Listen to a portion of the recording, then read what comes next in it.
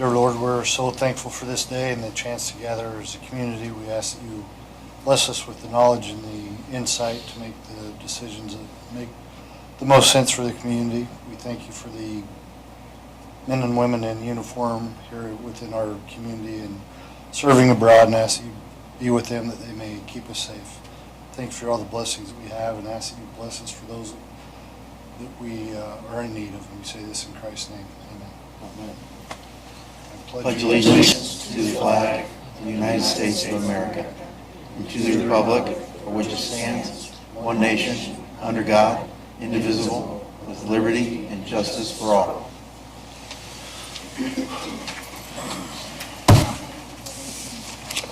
All right, we have the minutes from our last meeting, and then we'll go over the payroll and claims for the last two pay periods we have. Move to approve the minutes from September 15th.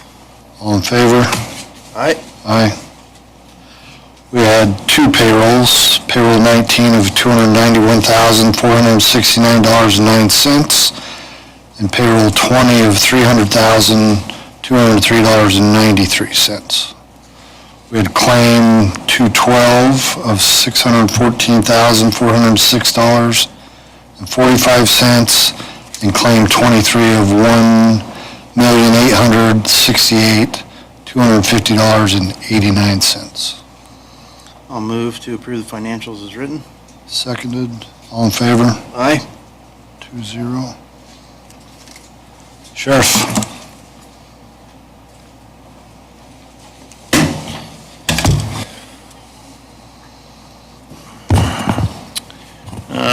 As of today, we have 60 inmates in jail. 27 of those are pretrial circuit, 24 are pretrial superior, 5 DOC, and 0 F6. That being said, Lisa, you probably read in the paper that have been paid by DOC in over a year for our DOC payments, and they finally have been paying off here recently, so we got receipted some money last week, 150,000 plus, yeah. So as soon as they're sentenced in DOC, after I believe it's 7 days, we can start billing for DOC until they get housed at prisons. So there was a big controversy over payments across the state. They were, I don't know, $7 million they had to pay out across the state. It's been going in chunks, but it's been a while, a long time coming. So they finally are making those payments, the last of them. I think the newspaper had an article on it last week, and we finally got ours, so just so you're aware of that. The kitchen project finally kicked off last Monday on September 29th, so we're full gear into that. Kitchen is, cutting's all done on the floor. They've been digging out and getting the plumbing portion of it going the end of last week and beginning today. So we are doing our kitchen services off-site. That's all moving pretty well so far. I think the biggest issue is making sure we didn't cut through any lines with the floor due to the location of a lot of that stuff being right under the concrete. So the crew did an excellent job. I think we only cut one line, and it was for a receptacle in the wall. So it's not a big issue. We haven't had any hiccups at this point. So we're looking probably anywhere from 2 to 4 weeks is kind of the goal for them to be done with the project. And again, they're moving along pretty fast on that. So We need to encumber some additional cash because that's going to be an ongoing issue through the jail. well, we have the jail improvement fund, which is where we allocated the money for this project so far. That's got, I think, close to $1 million in it right now. We're using, I think, 80,000 for this project. So we'll still have that fund as well, moving forward with any other future issues. So I had contacted the county attorney, let him know. We were, if you remember, we were utilizing a federal grant through the Criminal Justice Institute for Operation Pullover. They call it the CHIRP grant. We had been operating that for the last year. Obviously, being federal, they work off of a fiscal year ending in September. So that starts in October. We were focusing on OWI, traffic enforcement, and school bus stop arm enforcement. So those were the two major areas in the last year that we were utilizing those funds for.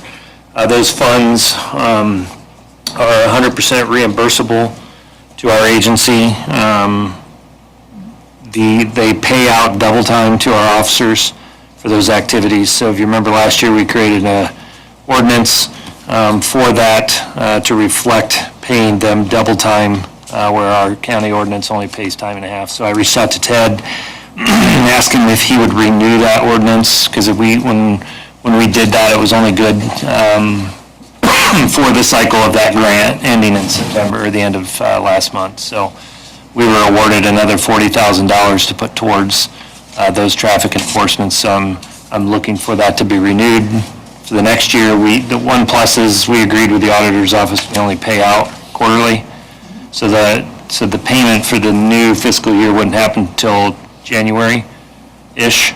Yes. So it's not like something we're going to have to pay out in the next week, those type of things. So doing it quarterly, I'll let Ted go from there, what he wants to do as far as that ordinance. It'd be pretty much changing the date, I think, as far as expiration and start.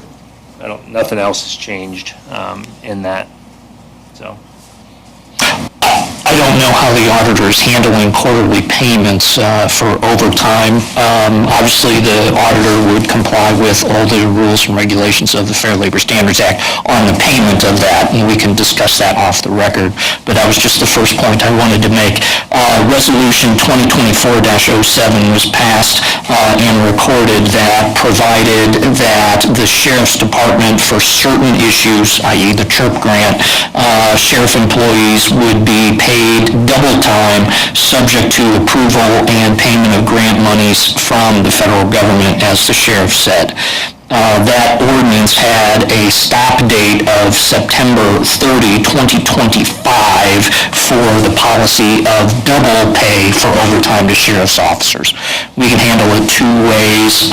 Number one, we can have a oral amendment of that to simply continue that process, and I would respectfully request a deadline of September 30, 2026 for that policy to stop.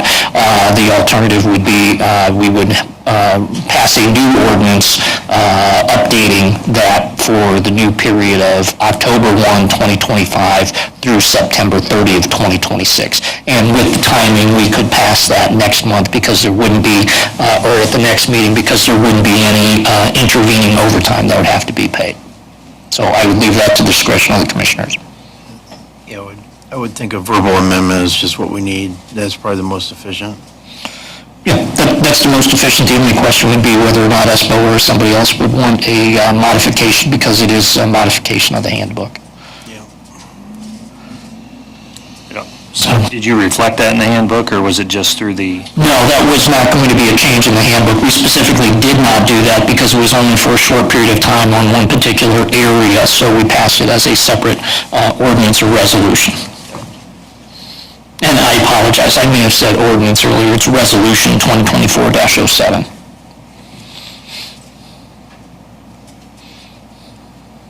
Do you have any objection to No objection. verbal modification? Okay. So I'll make a motion to make that verbal modification with the date and extend that contract to September 30th, 2026. I'll second that. All in favor? Aye. 2-0. Thank you much. And then lastly, to have to do with this is more of a just kind of letting you know, heads up, it is October. We have been down due to retirements. We are down 3 deputies right now. We are at the ending stages of a hiring process. We're probably most likely going to get 2 hires out of that process. But I also have 2 deputies on light duty, so that puts us kind of in a situation we were in last year. We've done it twice before. We did pass ordinance 2024-21 that gave me the option to do payouts on unused paid time off. With that kind of staffing shortages, there's going to be probably some people at the end of the year with unused vacations. And then last year we had the funds within our budget, so I didn't have to, you guys passed the ordinance, but I didn't have to go to council because I had funding already in my budget to be able to pay that. So once I get a little more, it's kind of hard to tell what they're not going to use at this point, even though we are getting close to the end of the year. So it's probably something I'm going to ask commissioners from you guys to look at if that time gets close. It's really hard to get all those used up with the staffing shortages that we have, so. It's better to buy it out than to carry it over.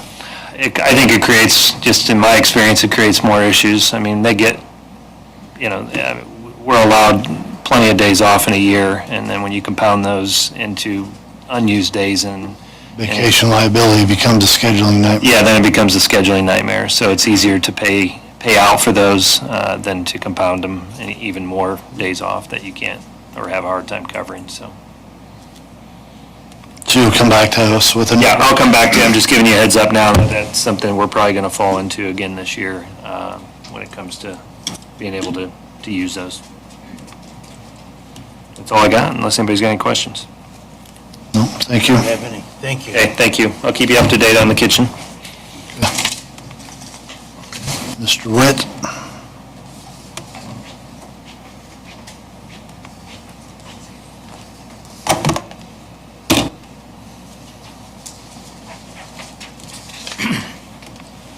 I have a couple project updates for this evening.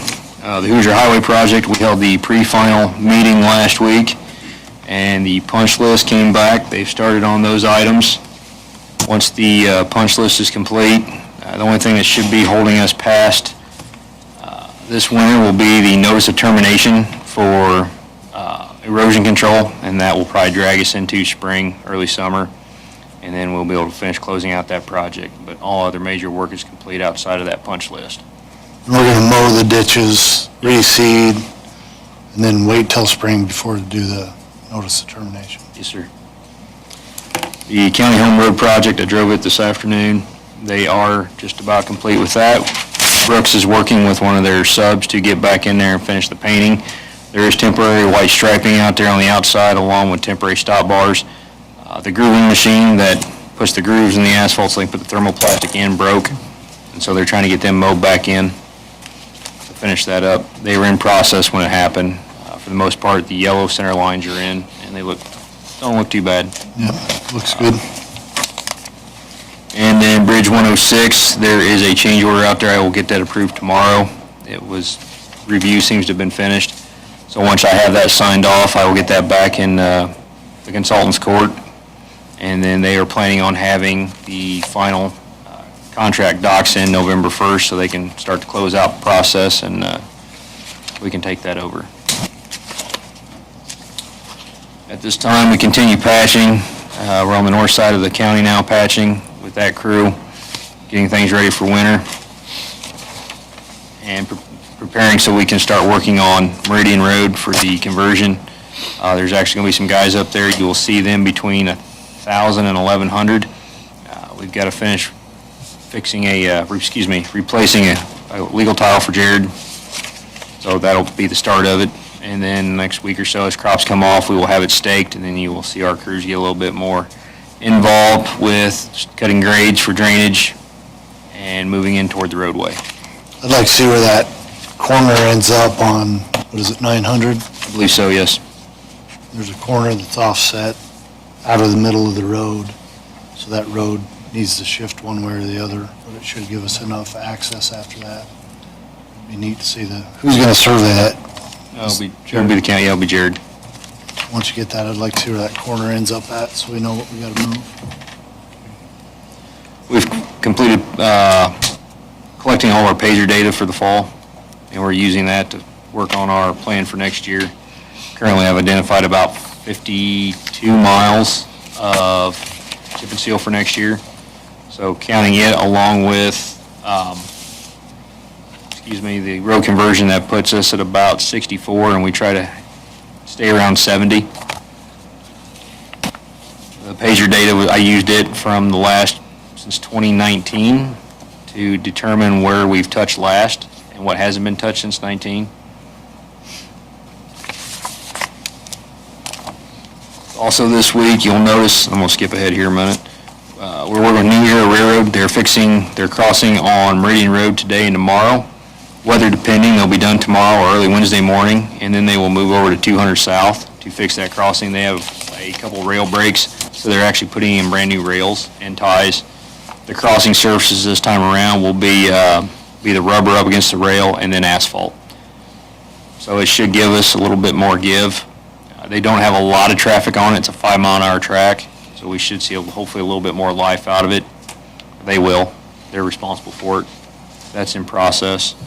And then next week, on Friday, seems a little bit preemptive, but kind of following what I'm used to, we're going to send all of our drivers out on their routes and see how long it takes them for their snow routes and understand what our time is so we can gauge the level of service.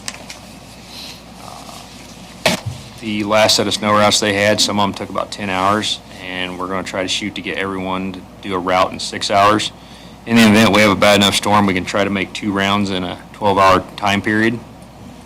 Depending on the weather, that might extend a little bit, could be a little less, but that's what we're shooting for so we can gauge a decent level of service for the community and the schools. Last couple items I have, I've got an agreement that I will be bringing with me in 2 weeks for Centos. We have a budget for uniform rental. The company we've been using is, I think it was May when it lapsed, last contract, and the clothing did not seem to be what was, I don't want to say liked, but I also noticed we did not have a good high-vis product, and the company we're looking at has a pretty good high-vis product. They are making a couple of adjustments so I can bring good numbers and verify that's the budget that we already have a line item for, so I can speak intelligently to that. Other than that, a couple other items, we've got it down to a 2-year cycle, and it is based on a statewide cost per item that they have, not just with Department of Administration, but they use with all the other counties that they work through. So I'm using it to get our guys a little bit safer out on the roadway with a little bit brighter clothing. We would talk, I don't know, we have to do it here, but it'd be nice to have a uniform ordinance across the board, because it looks like from department to department, it's kind of lax of what is listed as a uniform. So maybe something we do with this starting off, maybe something we review that contract and put a uniform clause or something uniform about uniforms in there. I think we do have a provision in the handbook, but I don't think it's expansive to provide a lot of direction. It leaves each department with discretion to do things, which is good, but it would be nicer to have something that clarifies and gives more direction to the department heads. This revision that Matt has obtained from the particular provider is something substantial in my understanding in the area, so I think that there's been a lot of effort on Matt's part to get them to a place where we should consider it. I'm going with a Class 3 shirt for the guys on the roadway, and then the mechanics will also have reflective shirts as well. Some of them that are buttoned up look more like a mechanic shirt, but they will still have the high-vis striping, something more that I'm used to, accustomed to. As much as the county roads do not see as much traffic as I-69, I prefer that all the guys go home at the end of the day. Agreed. And then I will, hopefully by tomorrow, I've been promised that we'll have the specs short up tomorrow for the asphalt distributor so we can get those advertised and get that rolling. I did ask Matt to look at what it would cost to get the shop fitted up. We could service all the vehicles from the county and through the shop versus third party. I did make a phone call to a gas equipment company out of Fort Wayne, and they no longer do it. They sent me back to where we already have a quote from. I'll get you some other names. Okay. That's what I have. We have, while Matt's here, 8 right-of-ways involving properties affiliated with Wells County roadways. We have 6 that are affiliated with a project going on at technically Adams County Road 700 West. There are 4 related to different parcels owned by the Toner, T-O-N-N-E-R family, and there are 2 related to the Wayne and Dorothy Feichter family. They involve contiguous properties, but we've reviewed and approved and prepared these, so I would seek the approval of 4 rights-of-way involving the Toner property and 2 involving the Feichter property. I'll make a motion to pass those in total. Okay. I'll second it. We have two additional rights-of-way that come out of the Area Plan Commission and their projects. One is related to a property owned by a Brown on County Road 300 South, and the other is a property owned by the McAfee Farm on County Road 300 North. I would ask for approval of those two rights-of-way from the commissioners. Also move to have those other two right-of-ways move forward and approved. I'll second that. Great, we'll have these for execution at the conclusion of the meeting. Pardon me? Oh, I'm sorry, I interrupted before you were able to vote. All in favor? Aye. 2-0. We'll have those ready for your execution at the conclusion of the meeting. Thank you. Thanks, Matt. Mr. Whitaker.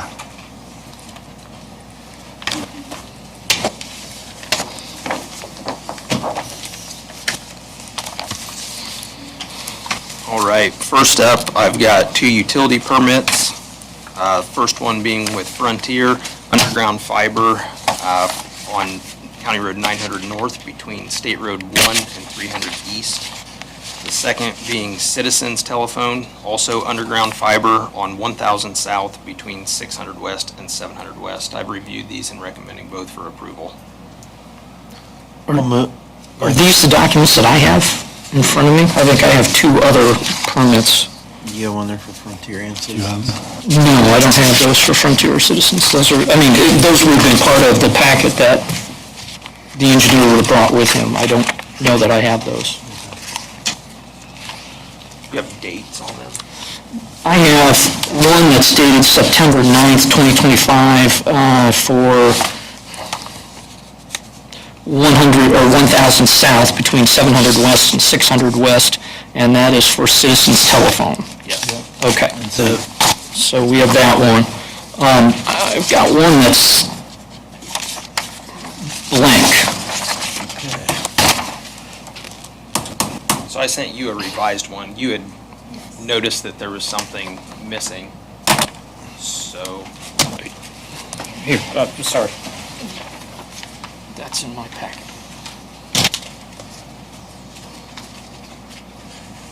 that is odd. Mine is not blank. Okay. Mine has the same utility number Okay. at the top, so I don't know what happened. Okay. Which one? This here? You have a copy that's not blank, though, for signatures? If not, printed that one off, I didn't even notice it was blank, Okay, so we can use yours. okay, Yep. You have one of these? the two.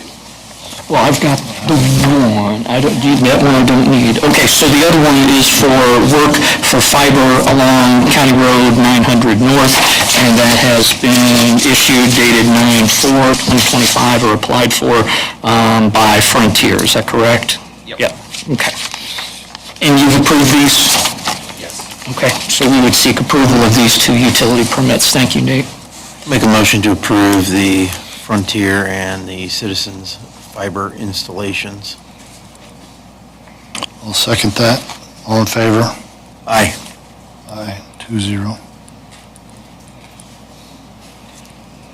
All right, next up, I've got a supplemental agreement for the noise analysis needed for the County Road 200 South project.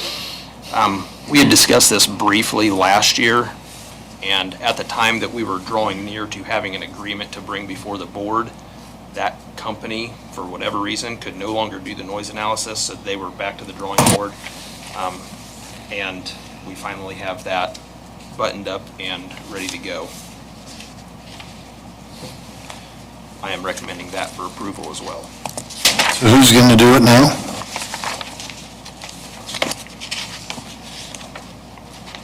See the name of the company here. So the supplemental agreement is through USI. I don't remember the name of the company that's actually doing the noise analysis. USI is just subbing it out.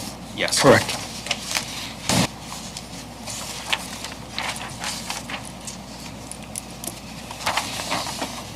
You shared the supplemental agreement with me. It's called supplemental agreement number 1, and we've reviewed that, and it meets our standards.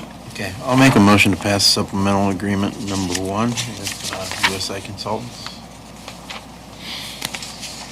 I'll second that. All in favor? Aye. Aye, 2-0.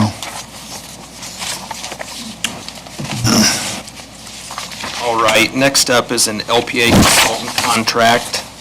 This is also with USI. This is for the durable pavement marking contract coming next year.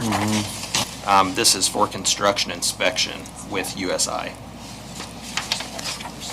Yep. I'll make a motion to approve the LPA contract with USI for the durable markings. I'll second that. All in favor? Aye.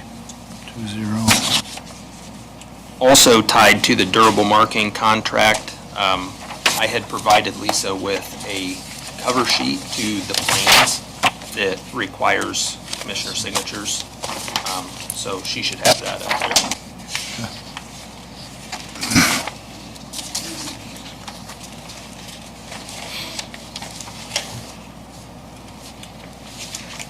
The next item I have is a packet of quotes for the paving work at Dyer and McNeil. As you guys know, we did some work with the tie-in points up there. Those are prepped and ready. And ultimately, when we looked at our budget, we had some money left in our hot mix asphalt line item. So I went ahead and reached out to a few different companies to get quotes about milling and resurfacing up there. The drainage kind of needs to be restored. We've got little pockets that hold water. So the easiest way to address that, you know, if we can afford to do it, is to use hot mix asphalt. You can control grade so much better, get the water off the road and get it going where it needs to be. So I reached out to 3 different contractors. One contractor declined just because they don't have capacity left this fall, and got quotes from the remaining 2. And I'm recommending the quote from Green's Asphalt, as they were the low bid to do the work.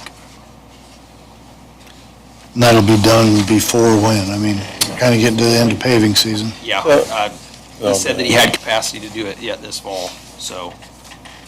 He's also doing the small paving project in Kingsland that we've already approved.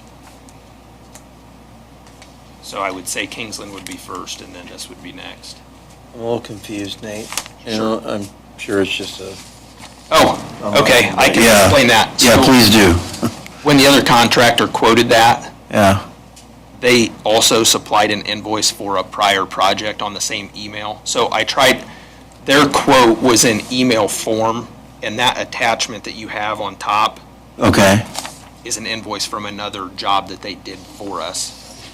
I had no way to remove that attachment from the email. I wanted you guys to see the email that had the text quote in it Okay. from E&B Paving, but they had also attached that invoice. That has nothing to do with this quote. It doesn't, where's the Okay. text email at? It should have been, so when I sent the attachment, it was like a PDF of an email. Yeah, I don't think It's it not made on it. here, so it just shows 15 grand. Yeah, that was for the patch over the pipe on 300 West that we had done earlier this summer. So what's their bid? It was like 90 something, 90, okay. yeah, it was over 90. So, You just that copy. makes that pretty easy. Yeah, absolutely. Okay, well then I'll make a motion to accept the estimate from Green's Asphalt Paving for the repairs over at Dyer and McNeil. And that'll finish that up, right? We'll have drainage, the ditches, everything's ready to go, That'll be cut all to buttoned grade. up. It'll be nice. Yep. I'll second that. All in favor? Aye. 2-0. All right, now just a few project updates. First off being the Meridian Road, that was our community crossings project that we had on Meridian Road. We finished that up, I believe, actually the week before last now. They went out and finished by installing the section corner monuments, but we included a picture there. Everything's nice and clean. Next project update would be County Road 500 West realignment. That is the Rock Creek project. Just had some pictures of them working on the base for the new road alignment, and then last week they had the box culvert delivered and set. So I was there to watch all of that happen. And that's all being, they engage with USI or BSNF to do road testing, so we have all that data and everything? Yeah, Justin York from USI is out there on a daily basis, so that's who's doing the inspection work. Do you get a copy of all those? Yeah, he updates weekly, sends a weekly update, and I also usually talk to him on the phone a couple times a week, stop out if I can. Okay. And then our other community crossings project is Bridge 65 down on Jeff Road near the South County line. Couple pictures included there from when they had the deck steel tied and then the day that they poured the deck. I was out there this morning, and they are finishing up final grade work, compacting all of the stone base, and they're scheduled for asphalt next Wednesday. Following asphalt, they'll seed it and sod it and drive the guardrail and hang guardrail. So he's looking towards the end of the month, which is, I mean, that's on schedule for the project. It had end of October completion date. Well, that'd be kind of like Hoosier Highway where we'll get it seeded, but we have till next spring to... There's no notice of termination on this project, so.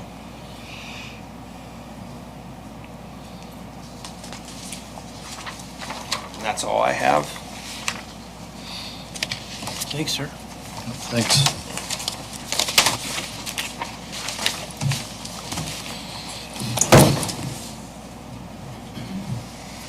All right, Imagine Early.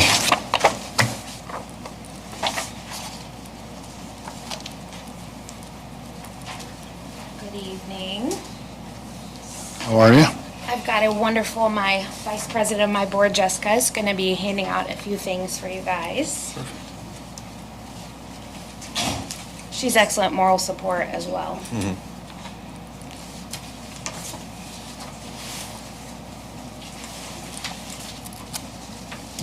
How are you? It's been a while. Thank you.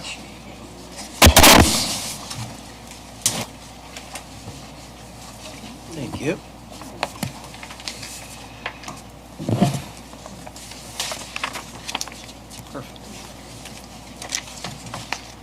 Okay, so you'll see some of the things that she's handed out there that we'll go through. So my name is Ashley King. I'm the director for Imagine Early, which is an early childhood care and education coalition that serves Adams and Wells County.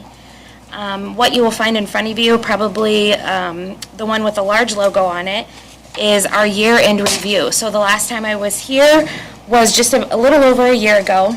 I was hired and started in 2024. At that time, I was given the task to create a coalition and start a nonprofit. They had an idea, but I had to create the nonprofit. Thankfully, I had learned some things from a previous job that allowed me to execute that and obtain what I needed to. So you'll see the year in review there, just a little bit about what happened in the last year. We did apply for our 501c3 in October of 2024, and they did approve it and retroed it back to the beginning of the process that started in March. So effective in March of 2024, Imagine Early was recognized as a 501c3. Later that year in August, we finally went through our branding and had our website designed. When I was here the last time and introduced myself, I didn't have a business card, I didn't have an email address, I didn't even have a domain, I didn't have any of that stuff. So that was a very fun process to do. So last year, directly with the services that I had, I directly impacted 430 children. I provided partnerships with over 11 centers or registered ministries between Adams and Wells County.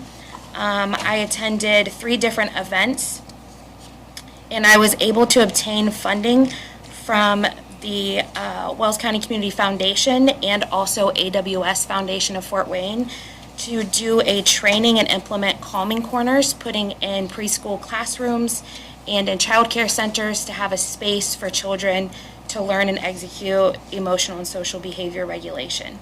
So that was something that was very fun to be able to provide that training to those teachers. And then as part of that grant that was received, they were each given a stipend to purchase things for their own classrooms that fit for the children in there. We are just now finishing up the grant cycle for both of those, and I'm excited to share photos of what that looks like and really see how many children were impacted with that. You'll also notice for our funding that we had for 2024, we had the commitment from Adams County Commissioners, the Wells County Commissioners. We received startup funds in 2023 prior to me starting from Ambassador Enterprises, which helped with our strategic development. And then you'll notice there was also funding from the Wells Community Foundation again for the website and branding design. Also, $1,200 from Adams County Foundation, and that was for startup supplies because starting a nonprofit with nothing, I didn't have a computer, a desk, or anything like that. So those funds were used for that. We had a total budget of 2024 for $78,200. On the next page, you'll notice just a little bit of the expenses that are part of that $78,200. 60% of that is administration, 22% was marketing, then there was office support, which included supplies, and then $4,700 in reimbursements, which is for mileage, since I am a home-based individual and I meet with the providers where they're at. The reimbursements is paid for mileage in that way. And then looking ahead to 2025 on the next page, some of the goals that I put was to expand enrollment in early childhood programs, launch a new initiative to support working parents in Adams and Wells County, and then, of course, strengthening partnerships with the local schools and community organizations.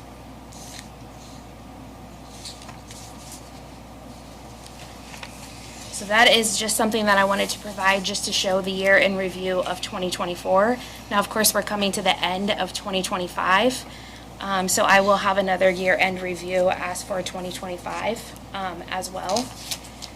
But as for the goals that I set for 2024, I do want to share that, let me go back to this goal.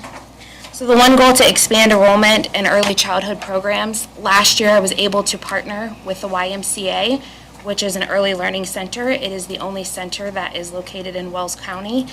I was able to help provide data for them to go to their board to increase their infant program. They had one during COVID, they closed it. Cost of care for infant is astronomical, so they had to cut that from their program. So once I took this position, that was the very first task that I was handed with, was working with the YMCA. We were able to get them the data that they needed to expand that program, and in August of this year, they opened their infant program, which opened 8 new seats for Wells County for their licensed center, which also accepts vouchers, which is one of the 2 places in Wells County that accepts vouchers, which was a huge need. What's the second one? It is a licensed home that is called Ring Around the Rosie. Margaret McAfee would be the licensed home provider for that. Those are the only 2 licensed providers that we have in Wells County, and we only have 2 registered ministries. We have 4. How does that compare to Adams County? Adams has 12.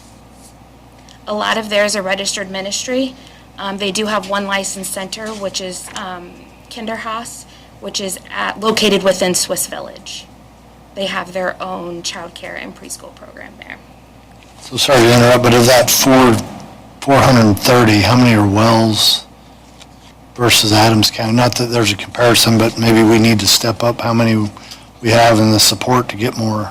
I would say that, I would venture to say 70% of that is probably Adams, and 30% is Wells, just due to how many quality child care providers we have.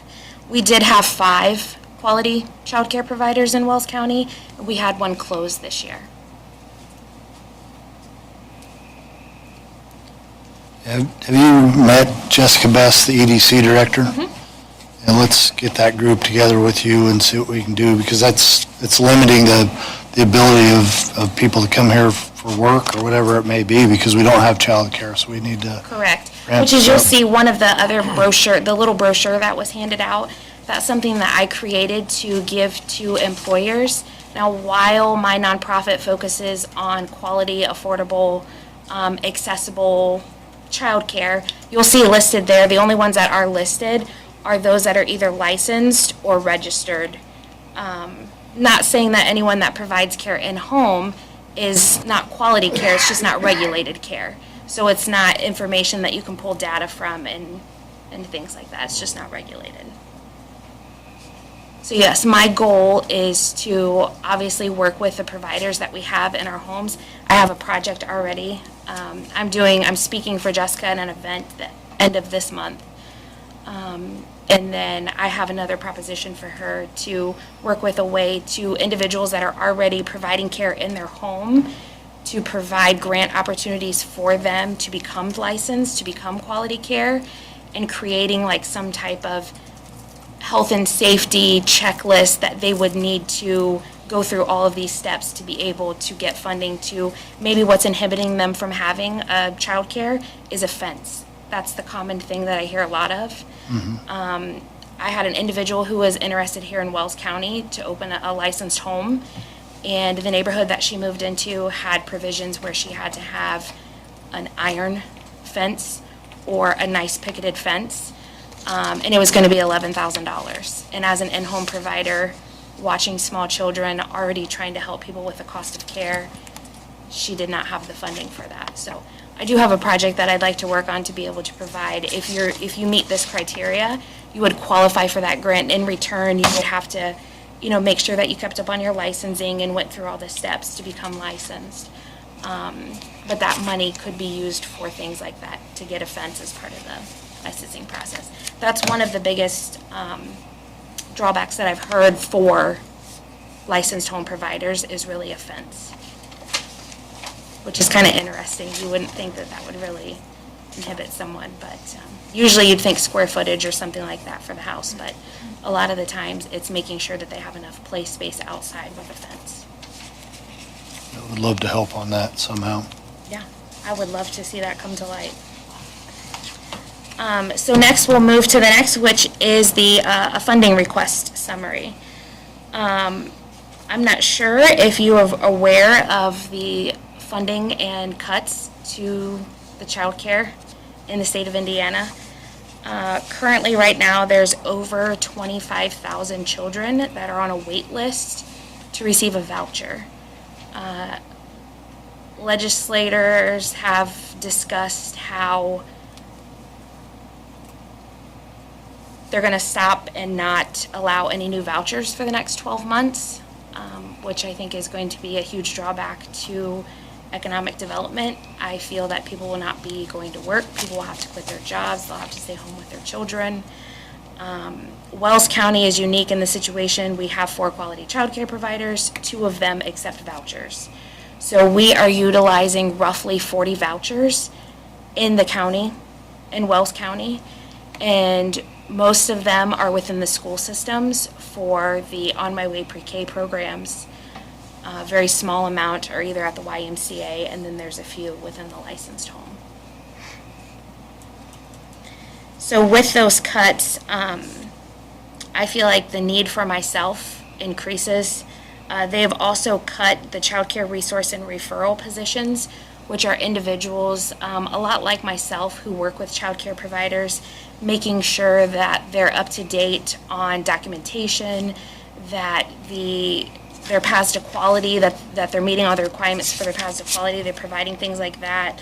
They're also helping families find child care. Those individuals were just cut, their funding was just cut in September 26. So they will not be able to provide that service anymore to the child care providers and or families that are out there looking for child care. Have you talked to Travis Holtman and Matt Lehman about that? Very interesting. Also today, I've had a very big day today, so also this morning, Wells County was picked for a legislator and Little Learners program. So I'm also a part of a group that's called Hoosier Milestones, which is an advocacy group affiliated with a policy and equity group out of Washington, D.C. We are advocates for affordable childcare, and obviously with all the funding discrepancies that are happening. So Wells County was chosen to have a site visit for that. And Senator Holden did accept our invite, and we just had our visit this morning at 10 a.m. He came, he toured, the children made him a nice little future or growing learners or something like that. They made him a nice little handprint flower thing. That was great. He got to see how the different centers work within the classroom, and then learn a little bit where the funding gaps are, where the issues are. Because Southern Wells preschool program is unique in the fact that it's housed within the high school, it also has an integrated CTE program that allows the kids to get early childhood education credits. I think that's what made it so attractive. There were only 20 locations chosen in the entire state of Indiana, and we were one of them. And when I checked yesterday, 20 of those places that had visits, only 5 legislators showed up. So we were number 6 today. So I feel like that was a wonderful visit. Nice to pick his brain and hear things. Not always are they things that you want to hear. So we did have conversations about the funding cuts and where the gaps are. But it's like anything, you're not always on the same page, nor do you really understand everything. So we'd love to further that conversation. I would like to do the same visit with Matt Lehman in Adams County. He was out of town for this visit, and he was just getting back, so it didn't line up with him. But I would like to do that with another provider in Adams County to really share that in each of those locations. But yes, we had a great conversation with him today. Yeah, Matt will be receptive, I'm sure. Just reach out to him. If you don't hear from him, call me, and me and Mike will reach out to him also. Yeah, it took quite a while. I know that they have lives outside of their legislative duties, but it was just getting a hold of the right person. I'm fortunate enough, Erin Pribble is on my board, and Erin's like, you couldn't get a hold of him, and then, she sent a message while she was sitting in front of me, and she's like, he said he'd be there. So we just sat around and waited this morning, and it was 9:59, and I thought, oh my goodness, but There he he made was. it. Good. He made it. So yeah, so a little bit back to the funding request. So you guys have funded the efforts of Imagine Early for the past 3 years. Funding was originally given in 2023, 2024, and then the last payment for this year, which I just received for 2025. Due to me not starting until 2024, I was planning on coming back this fall to ask, because I still technically have another year of funding. I didn't make the original request, so I kind of just slipped off the radar. So I'm coming back to ask for a renewal request for this. I will be asking Adams County Commissioners as well. I do have a meeting with them in January for the continued partnership of the $25,000 a year asked for 3 years from Wells, and then also from Adams. Something different this year is I have secured additional funding from the regional coalition that I'm a part of, the Northeast Indiana Early Childhood Coalition. I have received $20,000 a year for the next 3 years, funding for the position, to talk about some of the things that we are doing within as regional efforts and not just county level efforts, which I will go into that as well. You had talked a little bit about getting with employers and really increasing childcare and what that looks like in our community. The effort's a part of being with the region. They received a $5 million grant from the Strategic Development Commission to implement a program called TriShare.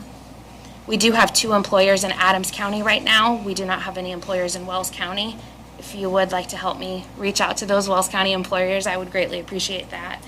That program is a partnership between the employer, the employee, our region, and the child care provider.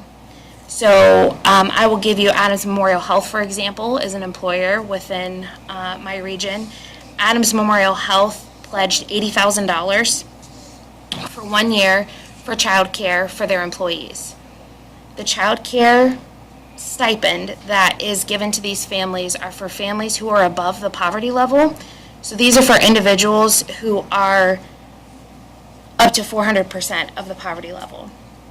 So a family of four could make $120,000 and still qualify for this program. So what happens is the employer signs on to be a part of TriShare. They give a certain amount of money. It could be $5,000, it could be $50,000, it could be $80,000. Our region, the Northeast Indiana Regional Coalition, matches that money. So the employer sends out a survey to the employees to see first who qualifies. Those who qualify, are their children in quality providers, a registered ministry or a licensed center or a licensed home? If so, do they meet the income requirements? If they do, you move to the next step. The employer collects the portion for the employee and the employer's portion. Our regional efforts then invoice the employer, and then the region pays the child care provider directly with all three shares. So a family, say they have one child, it's $300 a month. The employer's paying $100 a month. Our region's paying $100, and that family is now only paying $100 a week for the child care, which is very attractive. However, when you get into manufacturing communities like ours, we have different dynamics, different religions, different things like that, where families don't necessarily need childcare, or they're working third shift, somebody's at home. So maybe it just doesn't make sense for their employees, for that specific employer. I've had a lot of people that have showed interest, but no one's signed on the dotted line, so to say. So that's one of the ways that we are offsetting the costs, making childcare more affordable. Now, individuals who would say qualify for a voucher are at that poverty level, that are below the poverty level, do not qualify for this program because they meet other requirements. I went in front of the RDA board to ask for another project I'm working on, and I let them know that just the average cost of childcare for one child is $12,400 Annually. a year for one child. And the cost of in-state tuition for IU University is $12,100. It's cheaper for you to send your kid to IU for a year of in-state tuition than it is to pay for a year of childcare. So it's a no wonder that it's an economic development issue with those individuals working in the community. It's a lot cheaper for them to keep their kids at home.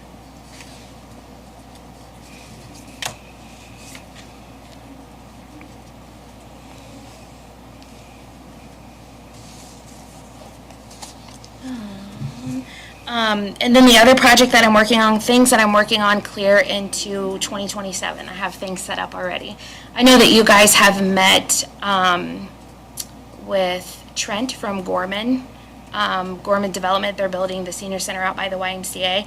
I was asked to be a part of that program for the extra space. They were going to do a senior community center.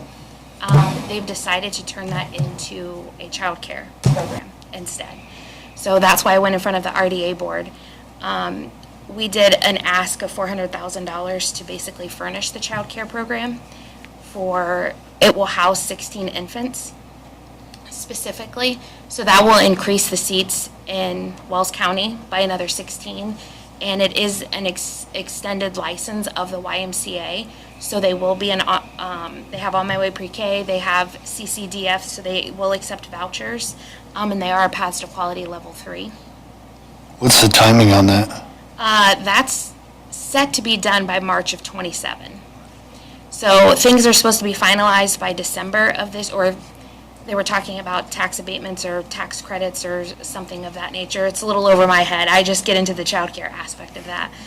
They talked a little bit about that, and that's supposed to start in December with construction starting early next year.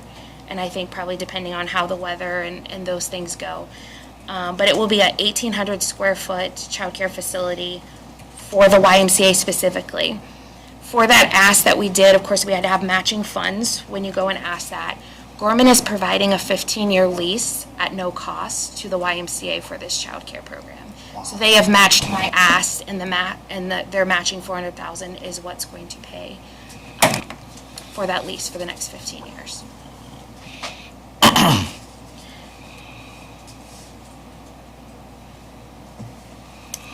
Also, another thing, the last thing that I have is, I'm not sure if you're aware, but Head Start had not been utilized in Bluffton for the past 2 years. They had a contract with Bluffton Harrison Elementary. The Bluffton Harrison increased their On My Way pre-K program, and so when the lease renewal came up for that, the school opted to not renew the lease, and Head Start had not had a location. I got involved with them about a year ago and was able to just secure them a location this year. And so for the first time in 2 years, Head Start will be coming back to Bluffton, which will serve another 18 children. Where will that be? It's actually going to be at Calvary Lutheran Church, right there off Main Street across from Willowbrook. So they are using the old church sanctuary, which is, I think, about 1,900 square feet. Everything will be in the church itself. They'll have their centers, they eat lunch in there, they'll have nap time in there. It's just one large room. So Head Start will be coming back, and they will sign a lease for 3 years to provide that. And of course, that they have their own income requirements for that, and so that does not affect the vouchering system and the wait list with that. So individuals that would qualify could automatically enroll in that. So it's exciting to see Bluffton to have a Head Start, and they haven't had one for 2 years. That's neat.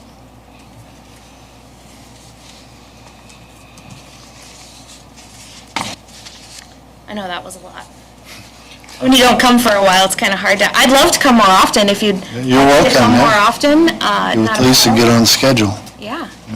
I'm fine with doing a year by year on 25,000. I'm not a big fan of anything over that. Year by year.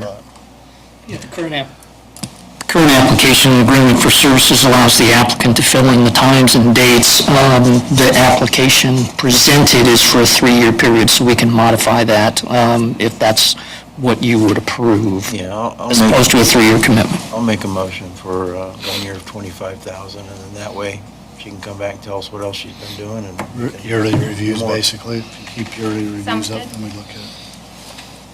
And then can you, I'll second that, by the way, all in favor? Aye. Aye, 2-0. If you give a list of the employers you've worked with or talked to that showed some interest, Sure. I don't mind helping meet with those either. And then, like I said, if we can get the EDC rolled into that, it all comes together, right? We can't look to grow the workforce if we don't have some type of childcare. And I'd love to say that we only need 1 income per household, but that's not working out these days. So Right. I'm not even sure 2 make it. So whatever we can do to pave the way to help that out. And my competitive side is I want you to come and say, hey, we just exceeded what Adams County has, and we're more committed than Adams County, so. Sounds good. I mean, I'm from Bluffton, and every time I go to a meeting in Adams County, it's a different dynamics there. They always want to ask, who are your parents? Do you own land? Who is your bus driver? You know, all of these questions, and if you're not from that area, it's a little bit harder to fit in, but I feel like I've made connections with the right individuals that have allowed me to secure relationships with the providers and earned their trust, but they have twice as many providers there. Their poverty level is a lot different because of the Amish, so their numbers are quite inflated versus Wells County, just for that reason, so. They're a great group of people. It's just nice to have a little friendly competition, and when it benefits the kids, that Yeah. makes a lot more sense. Absolutely. Thank you for the work you do. Yeah, Thank you. All right, Bobby.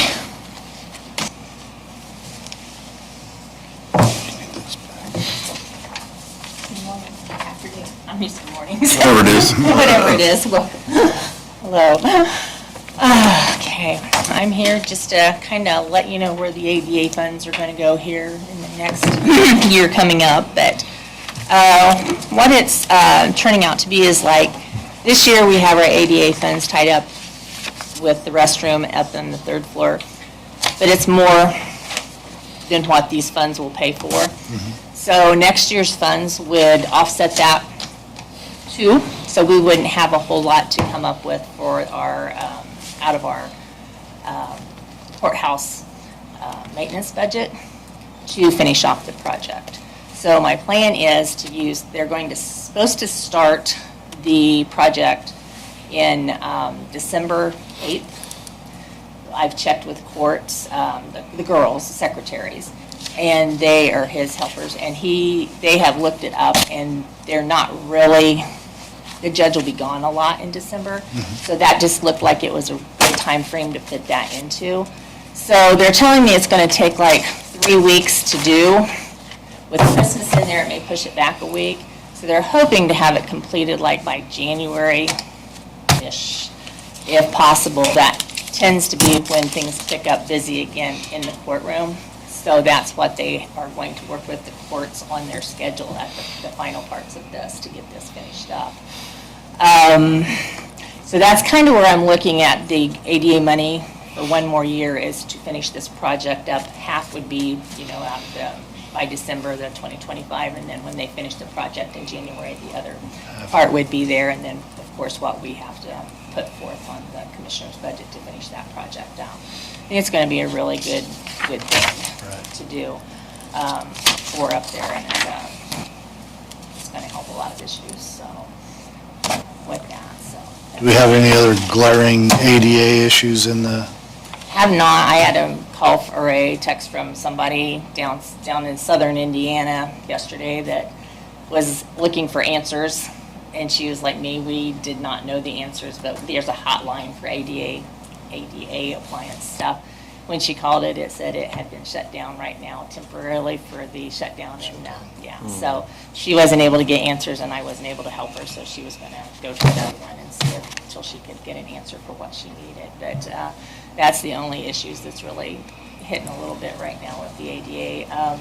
We did put the sign up at the courthouse for the ADA service animals and emotional support animals that was said that needed to be put up. We do have other signs for that if that is something that is decided upon for the other buildings to be applied to for the county. That we would have already available to put up if we needed to. So. Probably be good to be consistent across all county buildings with that. So I just was going to leave that to Ted to look at. Yeah, glad to.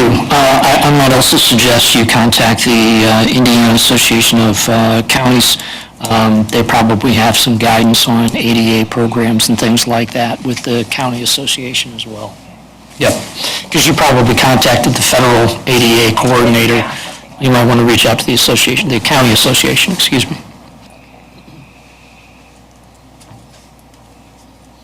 Okay.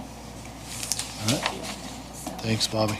And I just want to give you heads up, these lights are going to be fixed here pretty soon. So they don't have to warm up to come on, but we're going to be putting the LEDs in, and they're all scheduled. So this will be the last one in the building, I think, that we need to do the LEDs in that we haven't already switched over. So. Maybe some push with stylus. We still have audio issues here that's hard to hear. Okay. I mean, you basically got to sit on the microphone and picks up a lot of background.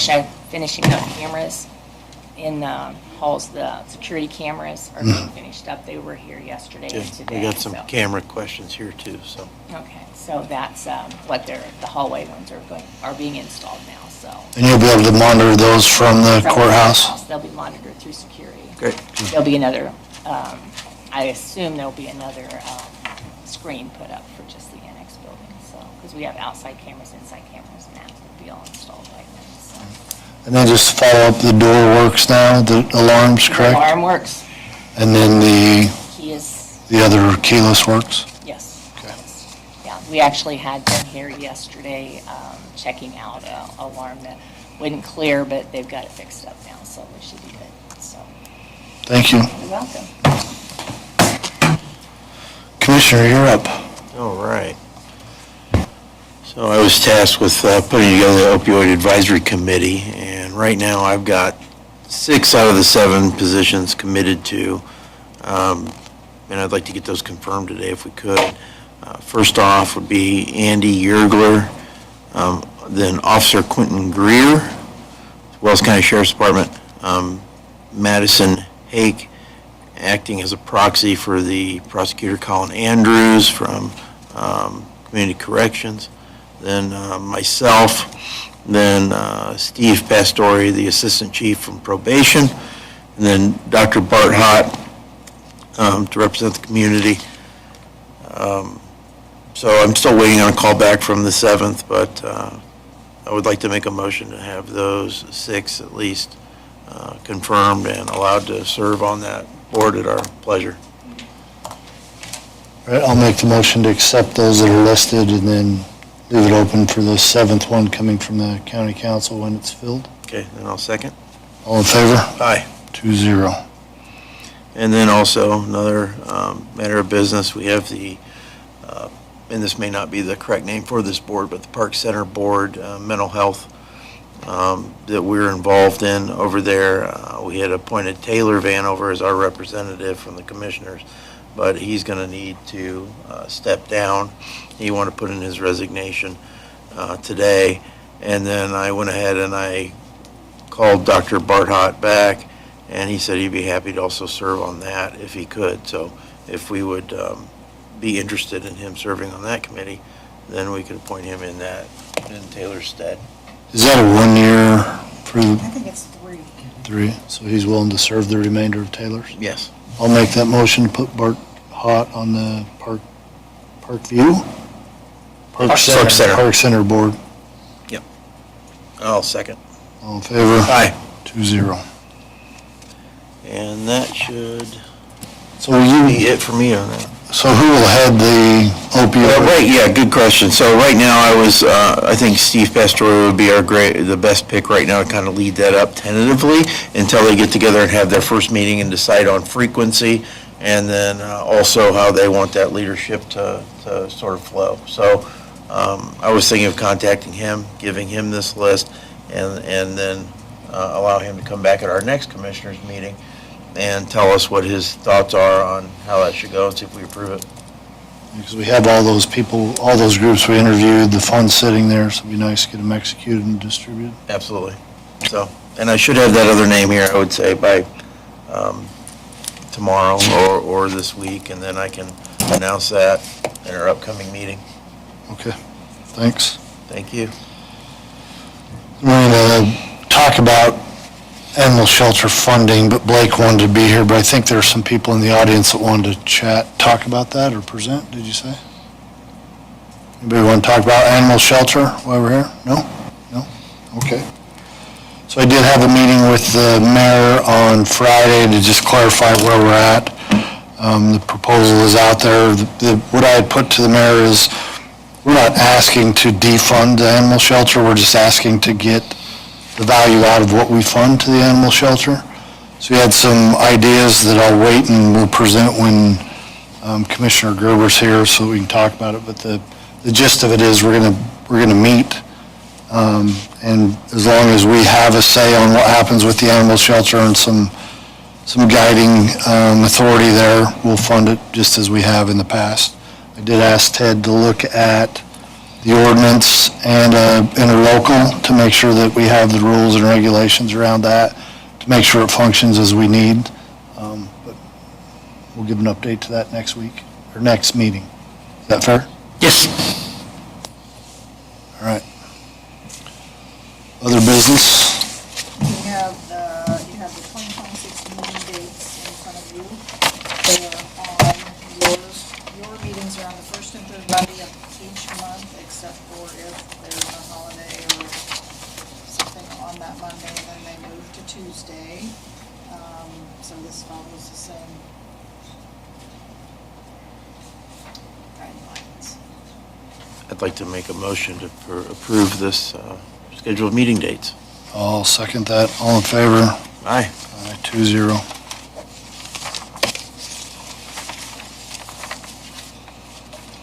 Next is your 2026 wellness plan. Currently, the employees have to do wellness testing, and their goal is to earn points. There's 4 points that they can earn.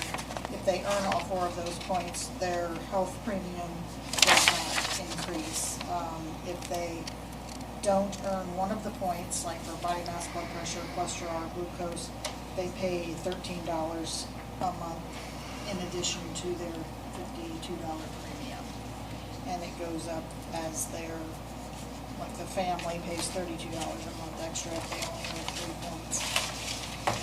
Body mass has to be below 29.9, blood pressure has to be below 140/90, cholesterol, LDL has to be below 145, and glucose has to be below, at or below 126. Which is above the National Institute, so we give them some leeway. Yes, Same as what we've always had. yes. So you can do it or you cannot do it. Yeah, I'll make a motion to approve this plan. It says on here, if I'm 6 foot, I should weigh 140 pounds. Yeah, I'm gonna miss that a little bit. This just made my blood pressure go up a little bit, honestly. I'll second that, all in favor? Aye. Aye, 2-0. And also, the Upper Wabash River Basin Commission emailed me their 2026 approved budget, and they just wanted me to present it to you for reference. You don't have to approve anything or anything. Sure. Just- I feel referenced. It's like $9,060.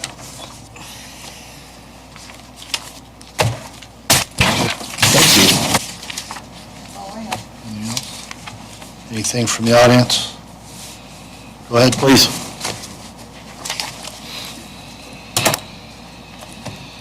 You can just, when you get up here, state your name and then write it down on the piece of paper.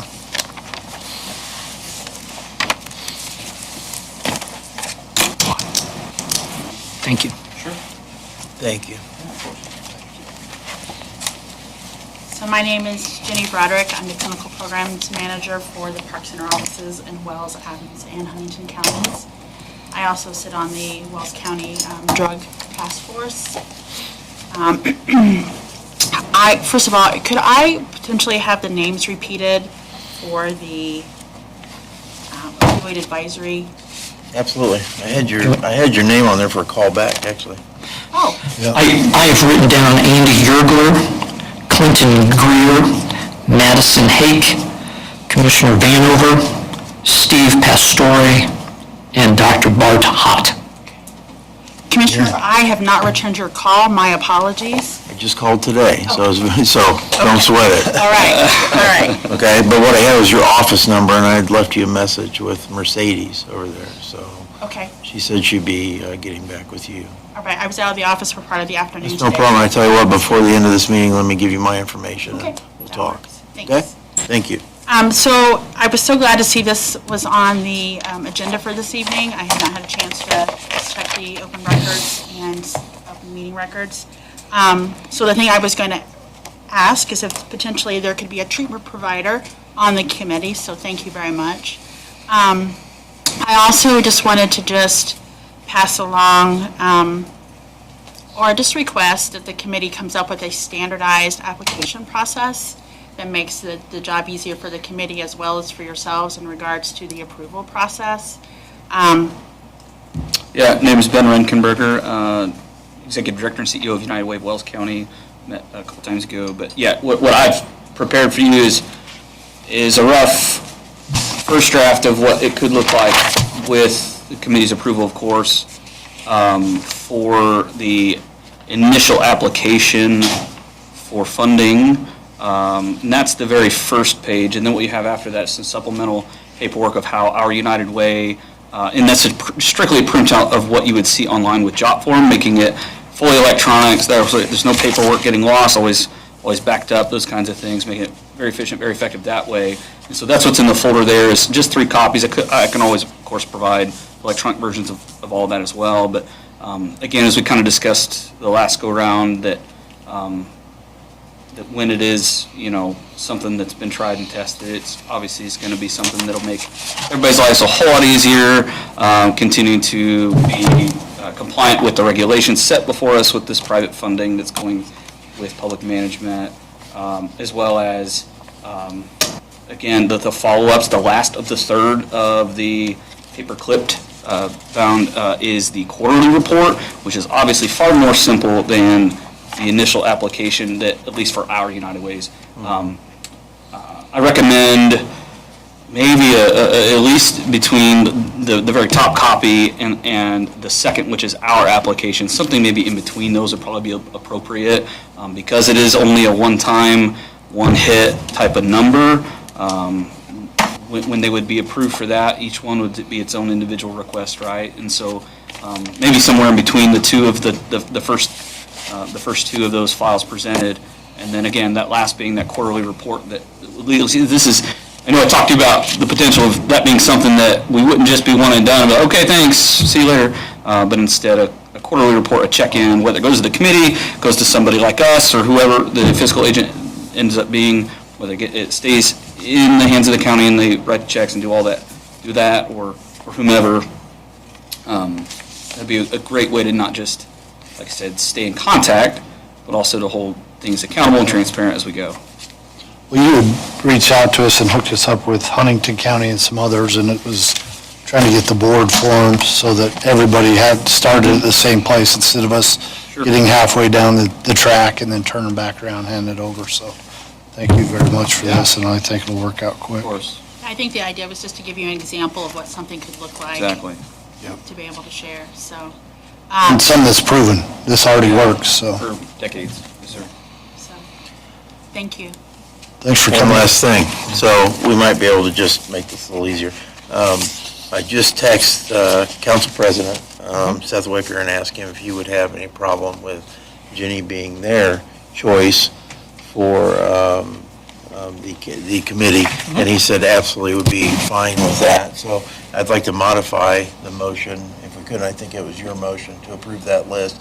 We go ahead and make the 7th and make her the addition, and then that board would be complete at that point. I'll make the motion to add your name to that list. That would be our completion of the 7 on the board, if you would accept that. That's fine, thank you. Subject to the approval of county council, they probably want to put it on their record, but I think subject to that, and your kind acceptance, I think we're good to go. Okay, I'll second. All in favor? Aye. 2-0. Thank you, gentlemen. Perfect time. Congratulations. Thank you for the information. Yep. Anything else? Holly, do you have anything? Lisa? Commissioner? No, sir. Council? No, sir. Motion to adjourn?